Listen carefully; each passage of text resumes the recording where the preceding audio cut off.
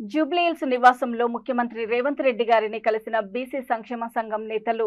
తెలంగాణలో బీసీ సామాజిక ఆర్థిక కుల సర్వే ప్రక్రియను తక్షణమే ప్రారంభించాలన్న ప్రభుత్వ నిర్ణయాన్ని స్వాగతిస్తూ హర్షం వ్యక్తం చేశారు. ఈ సందర్భంగా ముఖ్యమంత్రి రేవంత్ రెడ్డి, ఉప ముఖ్యమంత్రి బట్టి విక్రమార్కకు బీసీ సంక్షేమ సంఘం నేతలు కృతజ్ఞతలు తెలిపారు. కార్యక్రమంలో పాల్గొన్న బీసీ సంక్షేమ సంఘం అధ్యక్షుడు జాజుల శ్రీనివాస్ గౌడ్, పీసీసీ అధ్యక్షుడు మహేష్ కుమార్ గౌడ్, ప్రభుత్వ విప్ ఆది Srinivas, MP Anil Kumar Yadav, MLA Srihari, retired IAS అధికారి చిరంజీవులు, బీసీ సంక్షేమ సంఘం నేతలు